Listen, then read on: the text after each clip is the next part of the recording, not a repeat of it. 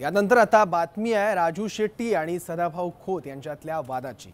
या दोघांमध्ये मतभेद आहे हे तर उघड होतच, पण आता या दोघांमध्ये मतभेद असल्याचं सुद्धा उघड झाले आणि दोघांमधला वाद हा पुन्हा एकदा चव्हाट्यावर आलाय।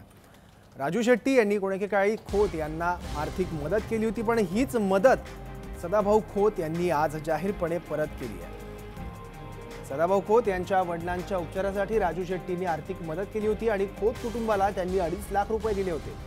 त्यानंतर राजू शेट्टींनी मदतीच्या बँकेची स्लिप सोशल मीडियावर शेअर केली होती। त्यामुळे राजू शेट्टींनी आठवण करून देताना सदाभाऊ खोत यांनी त्यांना 2.5 लाख रुपये परत केले आहे आणि इतकंच नाही तर त्यांनी पैसे परत केल्याचं खरमरीत पत्र सुद्धा शेट्टी यांना दिलंय। पाहूयात त्यांनी या पत्रात नेमकं काय म्हटलंय। राजू शेट्टी आंदोलनात आपल्या सहकार्याला केलेल्या मदतीचा उल्लेख नेत्यांनी करायचा नसतो, नाहीतर नेता आणि सामान्य कार्यकर्ता यांच्यात काय फरक राहील। डोक्यात हवा गेली की नेता बरळू लागतो, त्याचे नेते पण विसरून मनाचा कोतेपणा दिसू लागतो।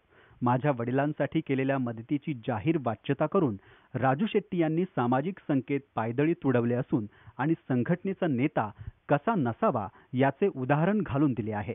खरं तर यातून राजू शेट्टी यांच्याकडून मदत घेताना संघटनेचा कार्यकर्ता आता 10दा विचार करेल। यातून संघटना विस्कळीत होण्याचा धोका मला दिसतो आहे। माझ्या वडिलांनी मला कर्जदाराच्या कर्जातून मुक्त होण्याची शिकवण दिली।